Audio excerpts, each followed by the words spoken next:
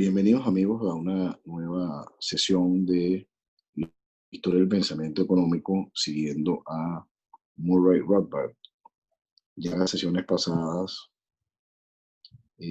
veníamos trabajando a Richard Cantillon, a quien Rothbard llama el padre fundador de la economía moderna y a quien le dedica bastante tiempo de su obra en recorrer pues, con un poco más de profundidad el legado, el aporte de Cantillon a la economía. Y como ya hemos visto en esas sesiones, en clases pasadas, bueno, fuimos viendo a Cantillon como el hombre, es decir, alguna biografía corta, ¿verdad?, de Cantillon.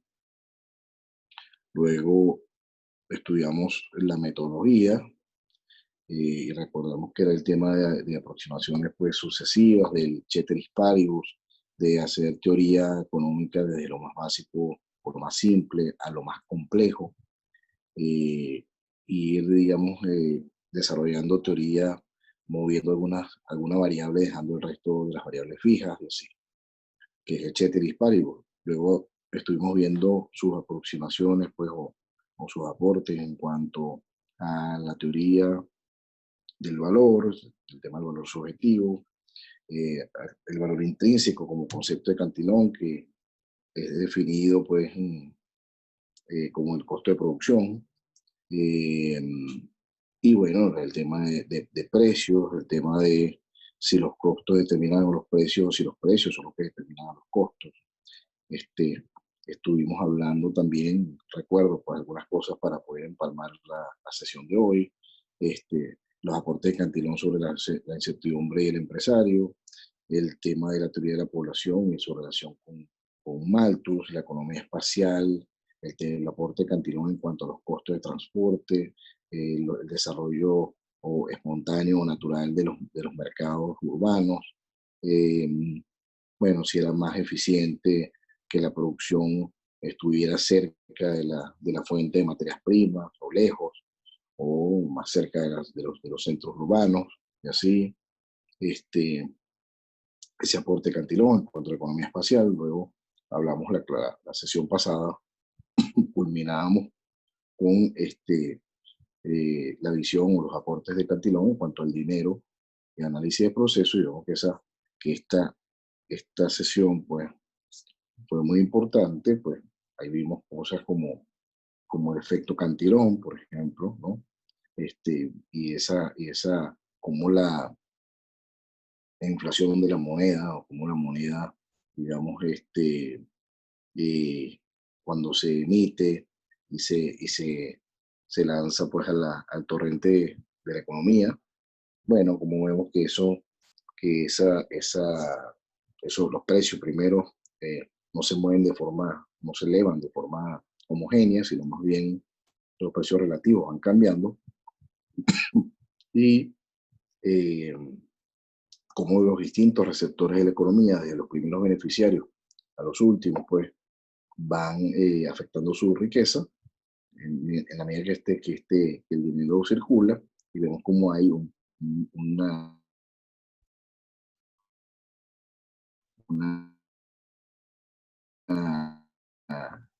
de estas, de las personas, pues de los beneficiarios de este dinero, pues trasladándose la riqueza de los últimos beneficiarios a los sí, entonces, inflacionadores y perdedores, y así, ¿no?, a la economía. Este, bueno, el tema terminamos básicamente la sesión pasada.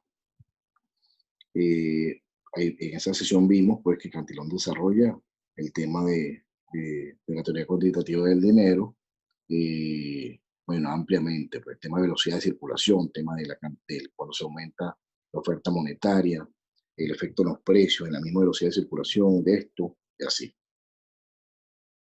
Bueno, y pasa ahora Rothbard a el siguiente aparte de Cantillon, en este capítulo sobre el padre fundador de la economía moderna, a las relaciones monetarias internacionales. Acá, por ejemplo, en cuanto a las relaciones monetarias internacionales, Roth va a comentar que una de las características más notables, y ciertamente pues la que a los historiadores del pensamiento económico más atrae, más llama la atención, de esa teoría monetaria que ya estuvimos discutiendo de Cantillon la sesión pasada, pues ese análisis pionero de la tendencia hacia el equilibrio monetario internacional. Aquí Cantillon o Rothbard va a presentar de Cantillon cómo amplía Cantillon su teoría de lo que uno puede llamar el efecto Cantillon, visto en una economía cerrada. Recuerden que la metodología de Cantillon es que va desde lo más básico a lo más complejo. Entonces, parte pues, de cómo circula el dinero y afecta los precios relativos y la riqueza en una economía cerrada, y ahora amplía a la economía pues, internacional o una economía abierta.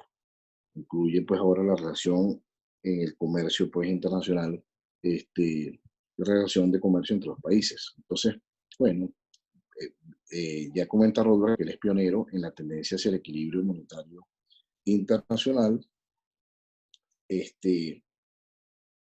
y un mecanismo de flujo de metales preciosos precios, es decir, el flujo de los metales preciosos eh, a través de las fronteras, ¿no? Y cómo afecta eso a los precios. Y comenta Rothbard, porque esto se ha atribuido generalmente a trabajos más bien de David Hume, a quien conoceremos luego cuando hablemos de la ilustración escocesa.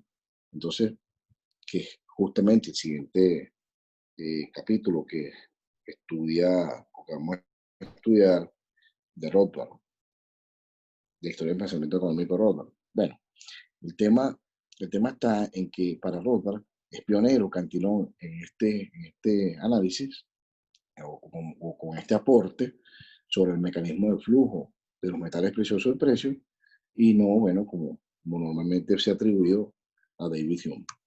Cantillon aplicó su microanálisis, o sea, aplicó el microanálisis de los cambios en la oferta monetaria dentro de un país a la distribución de dinero entre países. Ya comentábamos, y hacia su metodología, comienza el análisis en una economía cerrada y luego la amplía a una economía abierta. Amplía el análisis a una economía abierta. Entonces, bueno, este microanálisis de los cambios que ya estudiamos, cómo cambia la oferta monetaria, el efecto en los precios, ¿verdad?, relativos dentro de un país, ahora lo amplía a la distribución del dinero entre países. Comenta Rothbard, antes de presentar la propuesta de Cantillon, que durante más de 2 siglos, recordemos que Cantillon es parte de la fisiocracia que reacciona ante el mercantilismo, digamos, durante más de 2 siglos el mercantilismo dominante, ¿no?, el tema de políticas públicas, etcétera, asesores a los monarcas o a los gobernantes de cómo aumentar su riqueza. Durante más de 2 siglos, los mercantilistas y los estadistas habían defendido una oferta incrementada de metales preciosos en un país como medio para crear poder estatal. Recordemos la visión mercantilista de lo importante que es que el país acumule riqueza, o el reino acumule riqueza, por un lado, acumulando metales preciosos, ¿verdad? Entonces, cualquier política que tendiera a que las exportaciones pues, superaran las importaciones, llevaba para acumular riqueza, y por lo tanto era buena. Acumular metales preciosos era bueno. También el dominio de la falacia de Montaigne, donde, bueno, si nosotros no estamos siendo prósperos es porque nuestros enemigos, los otros países o países vecinos, se están haciendo, mientras nosotros somos prósperos, ellos se están empobreciendo. Entonces, bueno, aquí recuerda a Rothbard, digamos, la tendencia mercantilista, donde para crear poder estatal era necesario, ¿verdad?, una oferta incrementada de metales preciosos, es decir, la acumulación de riqueza, y está cada vez más claro que sin tener monedas de oro o plata, una nación solo puede aumentar sus existencias de dinero teniendo una balanza comercial favorable. Es decir, partiendo de que no tengo ahorros en moneda, ¿verdad?, que es oro y plata, por ejemplo, metales preciosos. Entonces, ¿cómo yo puedo aumentar la existencia de este dinero? ¿Cómo puedo yo aumentar, digamos, mi riqueza? Bueno, en una balanza comercial favorable, es decir, una exportación superando a una importación. Bueno, eso lo recuerda Rothbard para ahora pasar pues al análisis de la propuesta de Cantillon. Estaba claro para esos mercantilistas, ¿verdad?, que esta no era una política que pudieran seguir con éxito todas las naciones, pues los balances comerciales favorables de algunas compensarían con los balances, se compensarían, y aquí está la falacia de Montaigne, con los balances desfavorables de otras. Entonces, para los mercantilistas, digamos, esto era un juego de suma cero, como ya hemos dicho en otras sesiones. Es decir, el comercio es un juego de suma cero, no de manera que todo el mundo se beneficiara del intercambio, ¿verdad? Sino que, bueno, no todas puedan ser exitosas a la vez, pues. Unos ganarían y otros perderían esta relación. Esa situación de desequilibrio, donde cada nación dependía de sí misma, es decir, de alguna manera también tendiendo a la autarquía, ¿verdad?, y no a la interdependencia, ya que cada una de las naciones intentaba beneficiarse a costa de otras. Este es el detalle. Es decir, es la visión dominante, ¿verdad?, por el momento, y que aún nos acompaña en muchas de las discusiones, en que, bueno, una nación depende de sí misma y además se va a beneficiar a costa de otras naciones por políticas restriccionistas y belicistas. Es decir, por políticas proteccionistas, políticas donde se favorece a la industria nacional, eh, políticas digamos, tendientes a aumentar las exportaciones y a reducir las importaciones. Y belicista, bueno, pues en la medida que yo soy próspero, mis vecinos, con los que normalmente estoy en guerra, son debilitados, yo soy próspero, ellos son pobres. Pero hay otro problema en el trasfondo, dice Rothbard. Como la mayoría de los escritores estaban al menos ligeramente familiarizados con la teoría cuantitativa, es decir, la mayoría de los escritores o teóricos del momento estaban, aunque fuera ligeramente familiarizados con la teoría cuantitativa del dinero, ¿verdad?, o análisis oferta-demanda del valor del dinero, aparecía una contradicción interna, comenta aquí Rothbard. Recuerden de la sesión pasada, el tema de la oferta-demanda del valor del dinero, el tema del concepto austríaco de demanda de dinero, se puede decir que es atesoramiento del dinero, y, digamos, la teoría cuantitativa. Bueno, si la nación A conseguía una balanza comercial favorable y entonces acumulaba metal precioso, ese aumento, estamos aquí recordando pues la teoría cuantitativa, ese aumento incrementaría los precios en la nación A. ¿Sí? Recordemos el efecto en la teoría cuantitativa de aumentar la oferta monetaria, el efecto en los precios. Entonces, si hay una balanza comercial favorable, hay un influjo de metal precioso, y recordemos los casos ya también comentados, que también el mismo Cantillon comentó, y así los escolásticos tardíos, el efecto que tiene en Europa es la llegada del metal precioso de las Américas. Bueno, este aumento incrementaría los precios en la nación A. Ahora, subir los precios en la nación A hace que esos productos sean más caros, los productos que produce la nación A sean más caros y dejan de ser competitivos en los mercados mundiales. Y entonces esa inicial balanza comercial favorable sería desfavorable, acabaría con la balanza favorable. Claro, encarecerse los productos en A, o los productos nacionales, ¿verdad? Bueno, se hacen menos competitivos en el entorno o en el marco internacional, y por lo tanto, bueno, el resto de los países, digamos, los comprarían menos, es decir, las exportaciones caerían y se acaba con la balanza favorable. Eso es lo que quiere decir aquí el análisis. Bueno, nadie estuvo más lúcido en eso que Cantillon. Nadie estuvo más lúcido en cuanto al problema del dinero y los pagos internacionales que Richard Cantillon.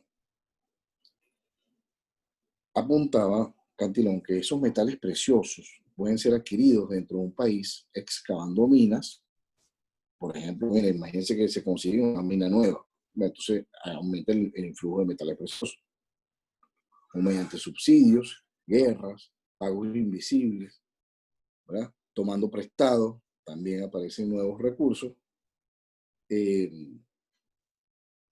o por una balanza comercial favorable. O sea, aquí está Cantillon describiendo los eventos que pueden ocurrir que hace que esos metales preciosos aumenten en el país.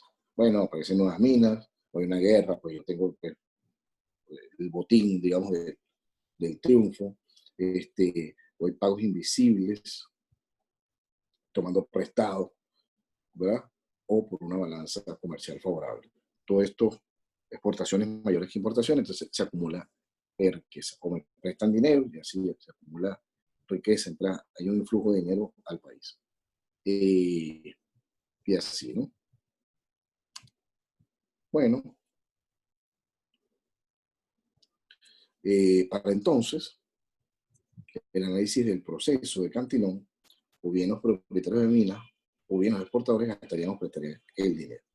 Es decir, una vez recibido este dinero, porque bueno, los que tienen minas excavan y consiguen más, ese dinero se va a gastar o lo van a prestar. Ya veíamos la sesión pasada el efecto en el mercado también de fondos prestables, ¿verdad? Que tenía esta entrada de dinero. Ya lo decía Cantillon en la sesión pasada, eh, si el dinero más bien lo reciben son los prestamistas, pues aumentarán los fondos prestables o la oferta de fondos prestables, caerán las tasas de interés, ¿verdad? Si más bien el dinero lo reciben son los que consumen, entonces, bueno, habrá demanda de los fondos prestables porque habrá una necesidad de mayor producción para cubrir aquella demanda de los que consumen. Entonces, aquí es donde, recordando eso, dice Rothbard, bueno, que aparece más dinero, ¿verdad? Aparecen más metales preciosos en el país porque se excavan minas o porque, bueno, hay unos pagos que se reciben, o hay, hay préstamos que se reciben, o hay una balanza comercial favorable, y entonces, al aumentar la cantidad de dinero en el país, ¿verdad? Esos que lo reciben, esos primeros receptores, bueno, o lo gastan, es decir, supongamos que aumentó el dinero porque, bueno, hay más producto de la excavación, o hay más producto de la exportación. Bueno, ese dinero se va a gastar o se va a prestar, como ya analizamos la sesión pasada. Parte de ese gasto de nuevo dinero, parte de ese gasto de nuevo dinero, sin duda se gastaría en el extranjero. Es decir, también hay bienes que se importan, ¿no? O sea, si yo tengo más dinero hoy, bueno, en una cesta de consumo, habrán bienes, en esa cesta de consumo habrán bienes nacionales y bienes internacionales. Entonces, sin duda se gastaría en el extranjero, ¿verdad? Ese dinero, y además, esa mayor existencia de dinero aumentaría los precios en el interior. Es decir, por un lado voy a salir a gastar una parte en el extranjero e importo. Eso por un lado. Entonces ahí se va una parte de hay un flujo de salida, ¿no? De los metales preciosos del país. Y además esa mayor existencia de dinero aumenta los precios en el interior. Es decir, se van a gastar también en el interior ese dinero y aumentarán los precios, haciendo a los bienes nacionales menos competitivos. Entonces ahí vemos el efecto, cómo se acaba con esa balanza inicial favorable, esa balanza comercial inicial favorable, se acaba en este proceso. Las exportaciones caerían y las importaciones de productos extranjeros más baratos, ¿verdad? Aumentarían. Entonces el oro se iría del país, invirtiendo, es decir, esa balanza comercial que inicialmente era favorable, ahora se hace desfavorable. Bueno, de esta manera, Cantillon creó una teoría monetaria internacional integrada con su análisis nacional. Es decir, lo que él ya tenía analizado internamente, ¿verdad? Una economía cerrada, ahora crea una teoría monetaria internacional. Y fue uno de los primeros, entonces, dice Rothbard, en crear la teoría del equilibrio monetario internacional. Pues el mercado mundial, en esa interacción, el mercado mundial conseguía frustrar, al menos en el largo plazo, esos intentos gubernamentales de intervenir y asegurar balanzas comerciales favorables. Es decir, toda esta serie de políticas mercantilistas que perseguían una balanza comercial favorable, lo que aquí quiere decir es que en el largo plazo es insostenible. es insostenible, entonces terminan siendo frustrados esos intentos, ¿verdad? Con bueno, termina ocurriendo una balanza comercial desfavorable, es decir, se va equilibrando. El análisis de Cantillon, dice Rothbard, contenía las bases tanto de buena parte del mecanismo de equilibrio de metal precioso flujo-precio, el equilibrio de este mecanismo metal precioso flujo-precio, el efecto en los precios, el gasto. ¿Cómo sería este análisis? Bueno, el gasto de esos nuevos balances efectivos, sí, hay gente que recibe ahora, estos primeros beneficiarios, el dinero, ¿verdad?, que entra en la economía, aumentan las importaciones, por supuesto que compran afuera, y también aumentan los precios internos. ¿Por qué? Porque hay una mayor oferta monetaria. ¿Cuál es el efecto de que aumenten los precios internos? Bueno, que terminan encareciéndose los productos nacionales, rebajan entonces las exportaciones, ahora se vende menos al exterior y aumentan las importaciones. Es decir, se acaba con la balanza comercial favorable. Cantillon entendía la grave contradicción interna del mercantilismo. Es decir, ese aumento de los metales preciosos aumentaba los precios y entonces terminaba destruyendo la balanza favorable de pago que traían los metales preciosos, que era justamente lo que los mercantilistas promovían. O sea, como de lugar, pues con las políticas que fueran, aumentar la balanza favorable, hacer la balanza comercial, perdón, más favorable.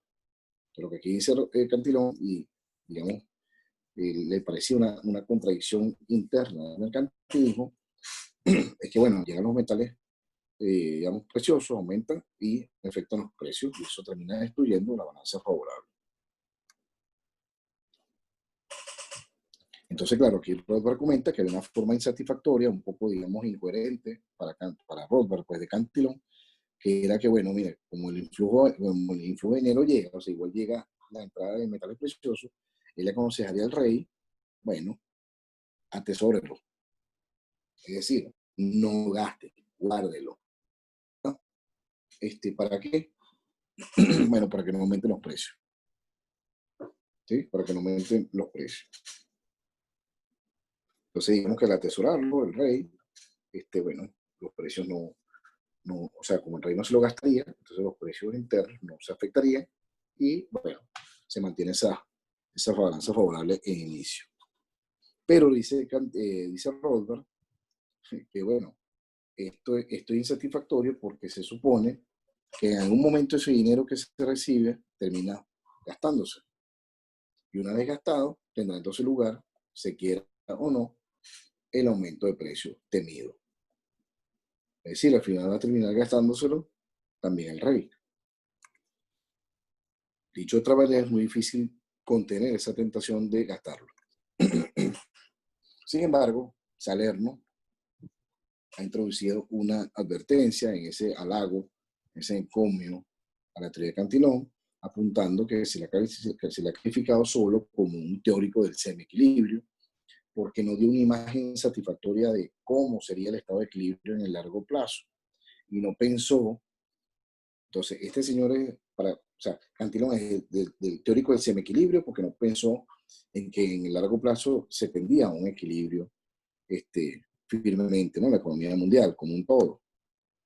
Entonces, como consecuencia, pues Cantillon no presenta una teoría de distribución del oro y plata en el mundo en equilibrio. O sea, no presenta una teoría como general, donde se equilibra, ¿verdad?, esa distribución de oro y plata en el mundo. Sino, más bien, Cantillon, y esto Rothbard más bien lo ve como positivo, pensaba en la economía como realizando eternos ciclos de desequilibrio. O sea, que no tendía hacia el equilibrio, sino que estaba en permanente desequilibrio. Y eso pues más austríaco, ¿no? En permanente desequilibrio que tender hacia un equilibrio. ¿Sí? Es como la visión, dice Rothbard, de Cantillon, más bien. Entonces, bueno, por eso que lo llaman de semiequilibrio, pero Rothbard no necesariamente se lo ve como un defecto. Muy bien. Con eso termina el tema de relaciones monetarias internacionales, que ya vimos, pues lleva la teoría que ya habíamos visto en la sesión anterior, una teoría monetaria de Cantillon, ¿no? El dinero de Cantillon, el efecto en los precios, digamos, domésticos, porque la economía está cerrada, y luego amplía este análisis, lo amplía a el comercio internacional, ¿no? Pasa ahora Rothbard a hablar de la autorregulación del mercado, siguiente aparte de Cantillon. Bueno, también para Rothbard, porque Cantillon fue un teórico o promotor de que el mercado se regula por sí mismo. Es decir, no tiene sentido perder el tiempo si Richard Cantillon fue un mercantilista. Comienza así esta parte de Rothbard. Los escritores del siglo XVIII no se agrupaban en esa categoría. Claro, simplemente había ciertamente un entorno tendiente a políticas mercantilistas, pero no es que se agrupaban ya en ese momento los escritores o los teóricos en el pleno siglo XVIII en esas categorías. Y bueno, mercantilista o no, eso no ocurría. Eso ya es más, digamos, más adelante. Entonces, para Rothbard, digamos, ya lo acabamos de ver, como Rothbard, la sugerencia que le haría al gobernante es, bueno, mire, para que no haya el efecto de los precios, ese influjo del dinero, guárdelo, ¿verdad? Y para Rothbard eso es incoherente. Entonces, el rey debía amasar un tesoro, ¿verdad? A partir de esa balanza comercial favorable, no gastárselo. Digamos que para Rothbard esto es algo incoherente, esta sugerencia. Todo el empuje más bien de Cantillon terminó siendo en la dirección del librecambismo y el laissez-faire. Es decir, más bien fue en la dirección de libertad de precios, libertad de cambio y, bueno, en términos generales, el liberalismo económico.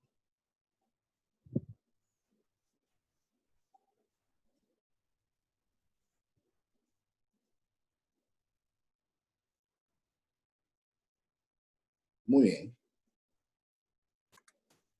Estaba claro que las medidas mercantilistas acabarían cayendo por su propio peso, comenta Rothbard. Al final terminarían cayendo por su propio peso estas sugerencias o políticas de corte mercantilista. Además, lo que vamos a ver en el análisis de Cantillon, pues, en las relaciones internacionales. Bueno, más importante es que Cantillon fue el primero en mostrar con detalle que todas las partes de la economía de mercado se ajustan a un patrón natural, autorregulado, equilibrador. Bueno, esto es justamente la autorregulación del mercado. Cantillon, para Rothbard, fue el primero en mostrarlo de esa manera. Toda la economía, o sea, la economía como un todo, ¿verdad? Se va ajustando de forma espontánea. Uno podría decir aquí orden espontáneo, mano invisible, autorregulador, equilibrador, con la oferta y la demanda existente, determinando precios, salarios. Para Rothbard, digamos, Cantillon, en parte de su aporte es que Cantillon muestra que este proceso no es, o no tiene que ser, digamos, regulado. Este proceso se da espontáneamente, ¿verdad? El mercado se va autorregulando con la oferta y la demanda en ese juego equilibrador, determinando precios, salarios que también son unos precios, ¿verdad? Y en último término, también tasa de interés, por supuesto, y termina, digamos, determinando cuánto se produce y qué cosas, de qué se produce, ¿no? O sea, cuánto y de qué cosas se produce. Menos, qué se produce y cuánto. Precios, ¿verdad? Salarios, todo eso se va, digamos, determinando de forma natural, espontánea, de alguna forma autorregulándose el mercado, sin necesidad de intervención. ¿Qué se produce y cuánto también? Bueno, ¿cuánto de qué cosas? Los valores de los consumidores determinan la demanda. Rescata Rothbard, ¿verdad? Esos valores, esa valoración subjetiva de los consumidores van determinando la demanda. Por el otro lado está la oferta, la escasez relativa. Y también la población se ajusta a factores culturales y económicos, ya lo estuvimos viendo en una de las partes anteriores de Cantillon. Los equilibradores de la economía entonces eran los empresarios, que entonces de alguna manera reciben estas señales que le envían los consumidores y ellos se ajustan, los empresarios, y se ocupan de esa siempre presente incertidumbre del mercado, la labor del emprendedor, ¿no? Tan estudiado, pues rescatada también por la economía austríaca a partir del final del siglo XIX. Si la economía de mercado, a pesar del caos que podría parecer, ¿no? Acuérdense, ¿no? Orden espontáneo, a pesar del caos que podría parecer la economía de mercado, realmente se autorregula armoniosamente la economía de mercado. Por lo tanto, si eso es así, la intervención pública resulta o es contraproducente o es innecesaria. Es decir, si el mercado se está autorregulando y asumimos que eso, aunque pareciera un caos a lo lejos, digamos, es un orden espontáneo, entonces la intervención pública se hace necesaria o más bien contraproducente. Perdón. Es particularmente, dice Roldán, instructiva esa actitud de Cantillon hacia las leyes de usura. Recordemos que ya esa polémica se había dado, ¿no? Digamos, ya lo habíamos comentado cuando hablamos de la escolástica. De alguna manera, dice Roldán, la escolástica estaba de alguna forma como en descrédito. Para Roldán ese descrédito era injusto. La escolástica y su análisis económico, escolástica católica, estaba en descrédito, bueno, por su, digamos, forma de ver la usura, oposición a la usura, promoción del control, digamos, de las tasas de interés y tal. Aunque ya, lo va a comentar Rothbard, ya de alguna manera los escolásticos también ya habían resuelto el tema de la usura cuando vino el riesgo, ¿no? Y el riesgo y la relación del riesgo con el rendimiento, con el retorno esperado. Entonces, comentaron este astuto mercader, refiriéndose a Cantillon y banquero, veía que los tipos concretos de interés, es decir, la tasa de interés en el mercado, tenían relación, ¿verdad? Eran proporcionales al riesgo de impago que afrontaba el acreedor. O sea, hay un acreedor que da un dinero, digamos que lo invierten ese dinero en unos proyectos, ¿verdad? Y ese proyecto y su emisor, el que maneja el proyecto, tiene un riesgo, ¿verdad? De no pagar. Entonces ese riesgo, digamos, o hay una probabilidad de que este señor no pague, ¿no? Digamos, el que maneja el proyecto, que no le pague, el proyecto que no le paga a sus acreedores, entonces ese riesgo tenía que, digamos, soportar el acreedor. Y ya Cantillon, como aporte, dice, bueno, por lo tanto, si eso es así, en la medida que hay más riesgo de impago que sienta el acreedor, ¿verdad? Bueno, hay una relación proporcional con con los tipos de interés, con el rendimiento exigido, y en la medida que hay más riesgo, pues esta tasa de interés van a aumentar. Para Rothbard, bueno, son otros los aportes de Cantillon. El interés alto es el resultado de un riesgo alto y no es de la explotación o de la opresión. Un tema, bueno, que son unos bandidos que son unos usureros robándole a la gente, sino que a mayor riesgo, pues, mayor retorno exigiría. Entonces cita Rothbard de Cantillon: todos los mercaderes en un estado acostumbran a prestar mercancía o a producir durante un tiempo para los vendedores y proporcionan el tipo de su beneficio o interés de acuerdo a su riesgo. Es decir, de la misma manera como hacen los mercaderes, de la misma manera como hacen los productores, ¿verdad? Esperar un mayor rendimiento en la medida que es más riesgoso el proyecto. Por lo tanto, también tiene sentido que los rendimientos que exigen los acreedores ante un mayor riesgo sean mayores. Entonces, todos esos mercaderes prestan mercancía o producen para los vendedores. Y, digamos, el rendimiento, el beneficio que tienen entre está de acuerdo a su riesgo. Estos tipos de interés proporcionan solo un beneficio pequeño, comenta aquí Rothbard, de Cantillon, debido a la alta proporción de impagos en préstamos arriesgados. Es decir, lo que quiere decir esto es, como realmente hay una cantidad alta de préstamos que terminan siendo impagados, pues, ¿no? Terminan no siendo cumplidos, es decir, en esos préstamos arriesgados, porque el proyecto sea, no sé, más riesgoso, ¿verdad? Como hay una gran cantidad de préstamos que terminan no siendo pagados, entonces el beneficio realmente es pequeño, dice Rothbard, de esas tasas de interés tan altas. Cantillon, dice Rothbard, observaba también que los últimos escolásticos, ¿verdad? La escolástica tardía, había acabado aceptando, aunque de forma reticente, bueno, habían terminado aceptando permitir, entendiendo los altos tipos de interés para préstamos arriesgados. Ya lo veíamos también cuando hablamos de Santo Tomás de Aquino. En sus aportes económicos, bueno, terminan justificando la usura, entendiéndola de alguna manera, porque, bueno, hay más riesgo en el proyecto. ¿Okay? Además, no debería imponerse un interés máximo, es decir, no está de acuerdo con Cantillon con los controles. Bueno, mira, las tasas de interés son altísimas porque hay mucho riesgo. No debería imponerse un interés máximo, un tope, porque solamente en esa relación entre prestatarios y prestamistas se pueden determinar esos propios temores, ¿verdad? Y necesidades de ambas partes y terminar reflejándose en un acuerdo, digamos, de alguna manera autónomo, privado, la tasa de interés. Entonces cita Rothbard a Cantillon.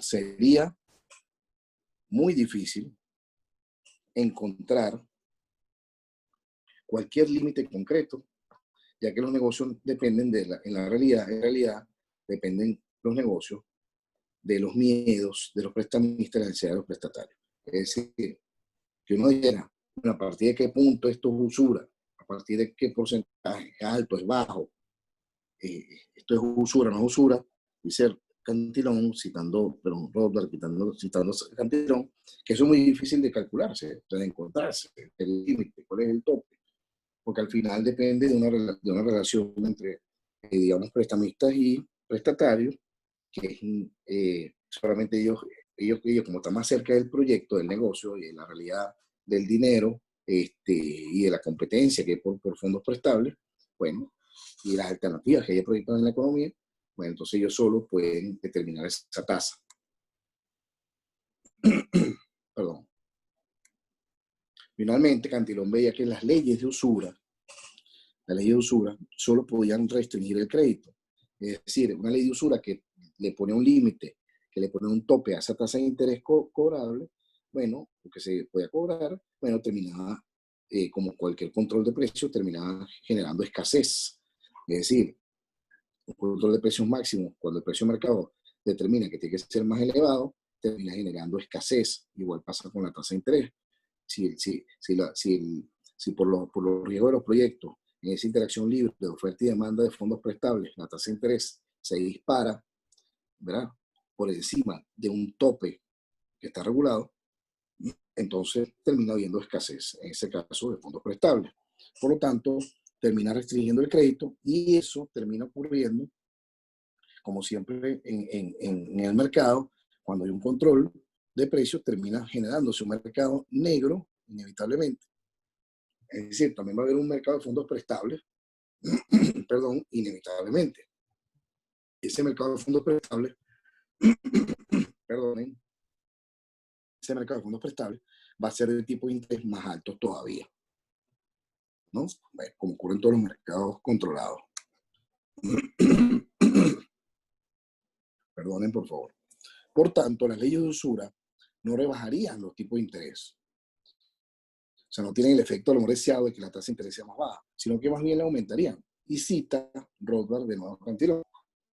¿Por qué? Bueno, porque las partes contratantes, que son obedientes, o sea, ambas partes, prestamista y prestatario, son obedientes a la fuerza de la competencia o al precio actual establecido por la proporción que hay entre tomadores y prestadores, es decir, si hay más demanda, más oferta, generará acuerdos secretos. O sea, al final aparece un mercado negro. Y esta limitación legal, que es el precio o el control pues, del precio o de la tasa de interés, solo obstaculizará el comercio. Termina aumentando el tipo de interés en lugar de asentarlo. Bueno, el efecto de los controles típicamente. Muy bien, con eso termina Rothbard en la parte de cómo el mercado se autorregula y pasa entonces a hablar de la influencia de Cantillon en, bueno, en la economía, pues, como aporte a la economía moderna, a la economía, pues, y él lo llama padre fundador de la economía moderna. Lo primero que Rothbard comenta sobre Cantillon es que ese tratado fundamental, pues, económico, sobre la economía general y el comercio, ¿no? Sobre la economía en general y el comercio, este tratado, obra cumbre de Cantillon, fue ampliamente leído y ampliamente influyente a lo largo del siglo XVIII. Fue ampliamente leído, dice Rothbard, como era habitual en el momento, en forma de manuscritos subterráneos, es decir, había gente, académicos, literarios, científicos, intelectuales, que le interesaban estos temas de avance en el pensamiento económico o en la solución de problemas prácticos, pues, de la época. Esos son los primeros que leen perdón, en la forma de manuscritos subterráneos. Bueno, digamos, está publicado todavía, no se hace público. Ese de Cantillon. Son los primeros en leerlo. Y de alguna manera irónica, Rothbard dice, bueno, mira, esa confianza en esos manuscritos, ¿verdad? Justamente era producto de esa severa censura francesa del periodo. Dominante, pues, la tendencia, pues, mercantilista, cuando si salía un ensayo, unas ideas liberales, ¿no? Económicamente hablando, bueno, eso era, por supuesto, censurado severamente en Francia, o a veces hasta perseguido, y entonces, bueno, eso terminaba más bien generando más confianza en esa obra, más interés.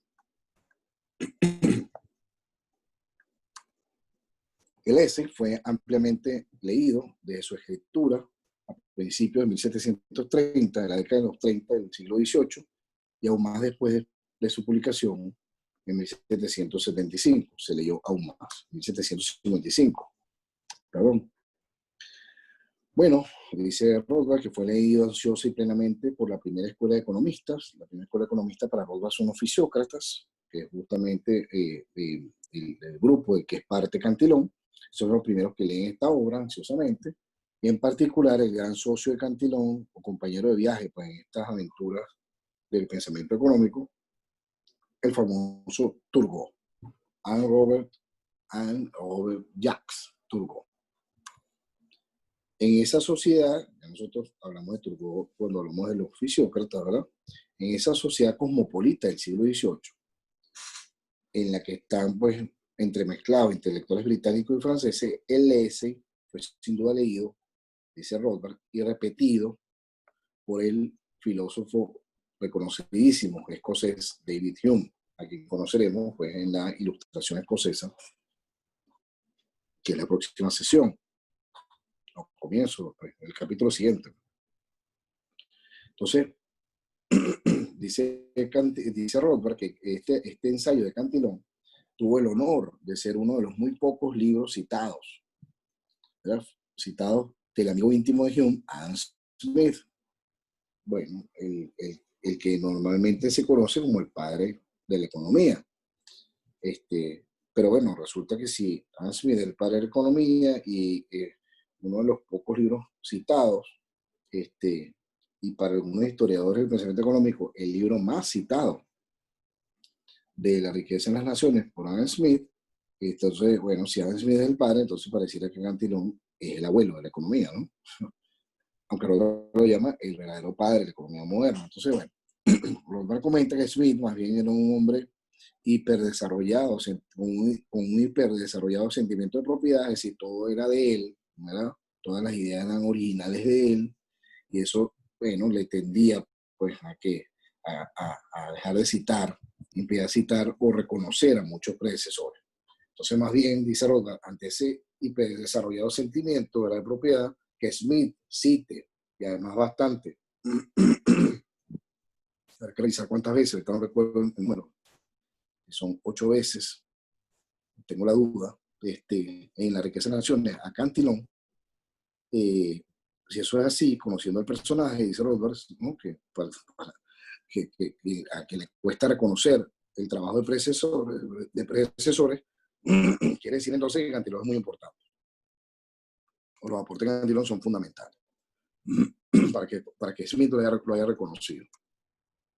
Cantillon fue muy influyente entre los economistas continentales y británicos, muy influyente, hasta que se publica La riqueza de las naciones.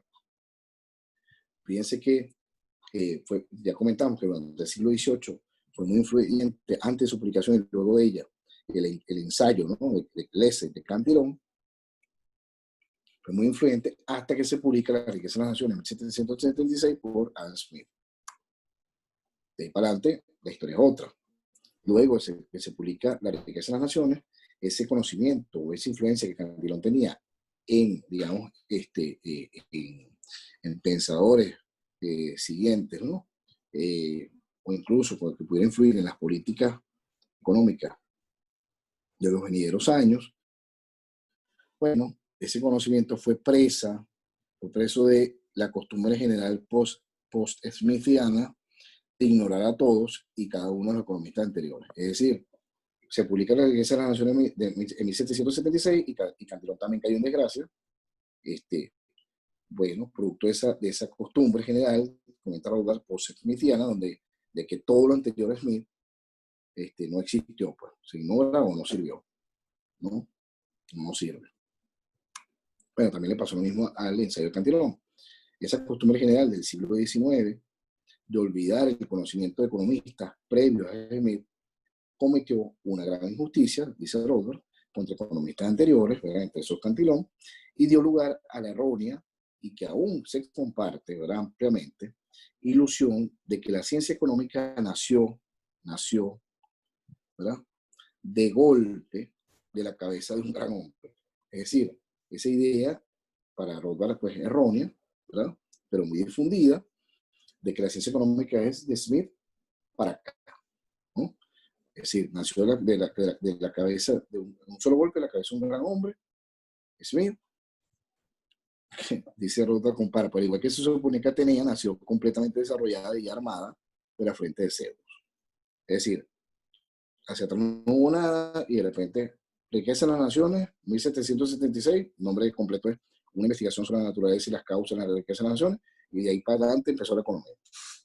Para atrás no hubo nada. Bueno, Rothbard, por supuesto, opina pues distinto y, como ya hemos visto, y eso le parece un error. Bueno, Cantillon cayó en desgracia igual. El aspecto más maligno de esta adoración a Smith es que los economistas perdidos eran en muchos aspectos más sensatos que Smith. Pero lo que dice Rothbard es que lo maligno de esto, lo más triste, lo peligroso de este borrón a partir de Smith, ¿verdad?, de todo lo anterior a partir de Smith, es que para Rothbard los anteriores, y particularmente así Cantillon, eran mucho más, en muchos aspectos, eran mucho más sensatos que Smith, y al olvidarlo, entonces mucho de economía sensata se perdió.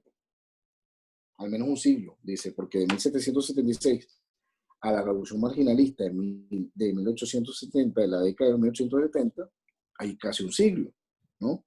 Entonces dice Rothbard, bueno, esto se perdió por un siglo, economía sensata, eso es lo peligroso, hasta que, bueno, con la revolución marginalista, pues volvió la sensatez para Rothbard, ¿no? En muchas maneras, Adam Smith desvió la economía de esa tradición continental que empezó con los escolásticos medievales y tardíos, ¿verdad? Recordemos a San Bernardino, Santo Tomás de Aquino, recordemos la escolástica tardía, la escuela de Salamanca, que había continuado a través de escritores franceses e italianos del siglo XVIII, entre eso, pues, los fisiócratas, ¿verdad? La desvió Smith del camino correcto y la llevó, o a partir de Smith se desvió del camino correcto, del camino correcto para Rothbard, se desvió Smith y a partir de ahí la economía, y la llevó a un camino muy distinto y erróneo. Esa economía clásica smithiana, como la llamamos hoy, se vio atrapada en qué? Para Rothbard esto es un error. El análisis agregativo, la teoría del valor costo de producción, ¿no? Que las cosas valen por el costo de producción, el efecto sea, que los precios están determinados por los costos y no al revés. El análisis estático era el equilibrio, esa visión estática de la economía, tendencia al equilibrio, ¿no? Donde los precios terminan igualando el costo de producción en el largo plazo, por ejemplo. Esa visión artificial entre micro y macro, para Rothbard esto es aporte de la economía, digamos, clásica, y lo consideran errores. Todo un bagaje de análisis holístico y estático. Todo eso lo considera un error, que de alguna manera corrige o trata de corregir la revolución marginalista a finales del siglo XIX. La desgraciada eliminación de la economía pre-smithiana permitió a los economistas clásicos smithianos apropiarse y dominar el pensamiento económico durante 100 años, o sea, el siglo siguiente. Hasta que, como ya les comentaba, llega la revolución marginalista, finales del siglo XIX, la década de los 70 del siglo XIX, especialmente la teoría austríaca, que empezó en esa década. Recordemos a Menger, ¿verdad? Uno de los tres famosos marginalistas, junto a Walras y a Jevons, y eso devolvió, para Rothbard, en muchos sentidos, a la economía al camino apropiado, lo devolvió al camino apropiado, individualista, microeconómico, de valor subjetivo, que ya existía antes de Smith en el continente europeo. No es casualidad, comenta Rothbard, que el propio Cantillon fuera redescubierto en 1881 por, Rothbard dice, el casi austríaco, ¿verdad? Uno de los tres revolucionarios marginalistas, el inglés William Stanley Jevons. Dice, no es casualidad entonces que el propio Cantillon fuera redescubierto por Jevons a finales del siglo XIX, porque Jevons ansiaba redescubrir economistas enterrados por esa ortodoxia dominante hasta el momento de Smith Ricardo. Esa ortodoxia clásica de Smith Ricardo, que dominó por 100 años el pensamiento económico, bueno, era un deseo de Jevons redescubrir a esos economistas anteriores, ¿no? Pero la economía, por desgracia, ha estado lejos, dice Rothbard, de librarse de ese bagaje de Smith Ricardo. El renacimiento de la teoría austríaca, ¿verdad? Final del siglo XIX, con Menger, ¿no? El nacimiento de la teoría austríaca con Menger, y el renacimiento durante el siglo XX de la teoría austríaca, pues con Mises, Hayek, por ejemplo. Esa creciente búsqueda de una salida de la ortodoxia contemporánea por parte de muchos economistas del mainstream es un intento, esa búsqueda, pues, de salir del mainstream, ¿verdad? De la corriente que domina la economía, el nacimiento de la teoría austríaca, es un intento por completar esa promesa de la mal llamada revolución marginalista. Realmente una revolución individualista subjetivista. Bueno, esta es una opinión de Rothbard, pues llamarla marginalista es mal llamada. Más bien una revolución individualista subjetivista. Recuerden que ahí viene la teoría de la utilidad marginal, por eso la llama marginalista, pero Rothbard destaca más esos aportes individualistas o el rescate del individualismo y del subjetivismo que hace la revolución marginalista. Y de completar, ¿verdad? Ese intento de completar el destierro del paradigma británico clásico, que dominó por esos 100 años, de 1776 hasta 1872, esa década, ¿verdad? Más o menos. Recordemos que entre los clásicos, pero de los últimos de ellos, es justamente Marx. Entonces, Smith y Marx están más cerca de lo que uno piensa o cree o conoce, ¿verdad? Por el mainstream. Y bueno, está más cerca de Smith y Marx de lo que uno cree. Pues. El que sí está lejos de los dos es Menger. Muy bien. Y con ese comentario termina Rothbard la influencia de Cantillon, o los comentarios de Rothbard sobre la influencia que Cantillon tuvo en la economía o en la ciencia económica. Bueno, con esto termina también la sesión de hoy, porque ya luego entraremos pues en la en el siguiente capítulo que Robert va a trabajar, que es justamente el capítulo de la ilustración escocesa. Ya nosotros vimos la fisiocracia, ¿verdad? Justamente, el grupo al que pertenece Cantillon, fisiocracia, que es, digamos, una reacción al mercantilismo, comentábamos, y ahora pasa Rothbard a estudiar, a revisar justamente la ilustración escocesa, sus aportes, y ahí luego comenzarán los clásicos, justamente, ¿no? Ahí veremos a Hume y veremos, por ejemplo, luego a Smith.